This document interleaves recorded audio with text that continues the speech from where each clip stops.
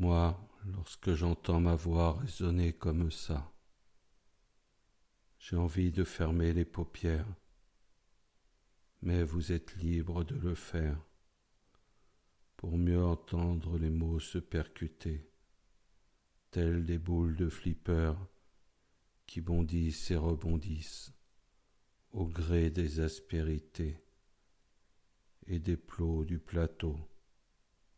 Mais dans le cas de ce moment passé ensemble, les mots vont s'éviter, se contourner, se contorsionner pour aider votre esprit inconscient à demander à votre conscient de lui laisser un espace de liberté.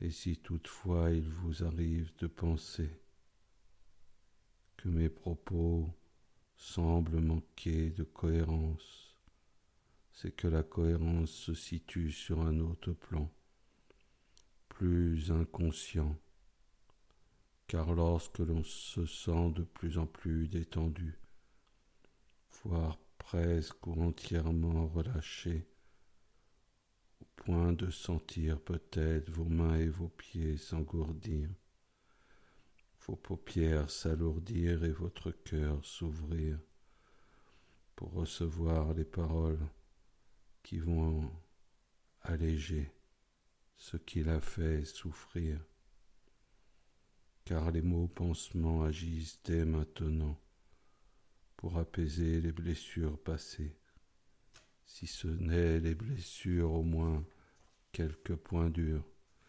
qu'à coup sûr laissent parfois des traces, comme des traces de pas dans le sable, et telles ces traces éphémères, nous allons déclencher une vague de sérénité pour les atténuer, et pourquoi pas les effacer. Alors laissez l'histoire guérir votre mémoire maintenant, car l'histoire de la personne qui apparaît toujours au bon moment fait partie de ces histoires qui guérissent. J'ai entendu cette légende étant enfant. Elle faisait partie des histoires que racontaient mes parents avant que je ne dorme paisiblement, profondément.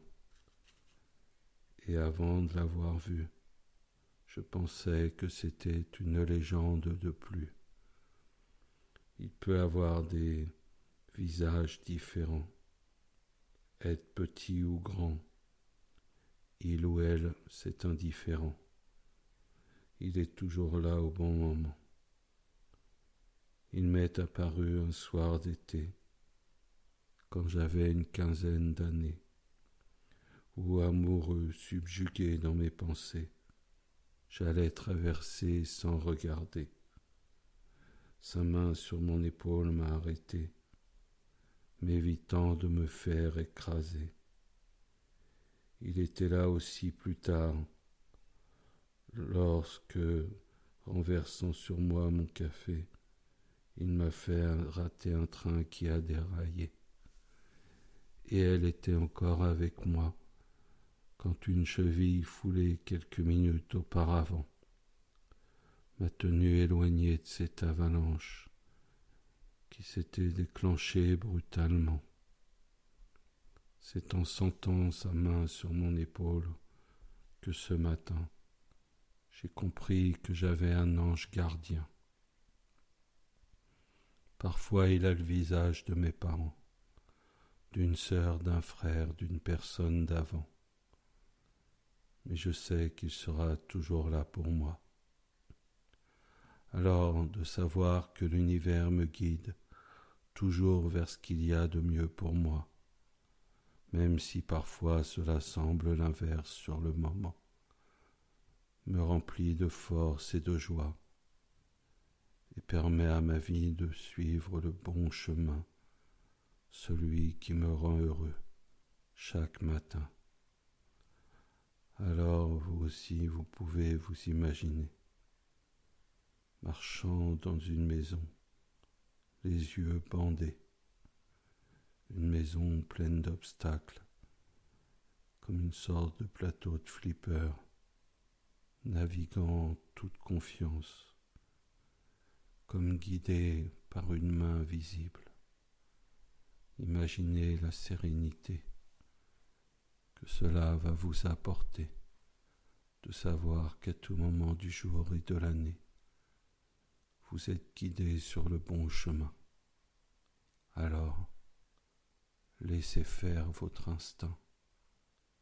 Aimez qui vous êtes. Faites-vous confiance dorénavant. Calme et apaisé, détendu et très profondément relaxé, libre et totalement en paix, comme protégé. Vous pouvez revenir à ici et maintenant, revenir au temps présent, et au moment où vous le souhaitez, vous pourrez ouvrir les yeux. Bonne journée.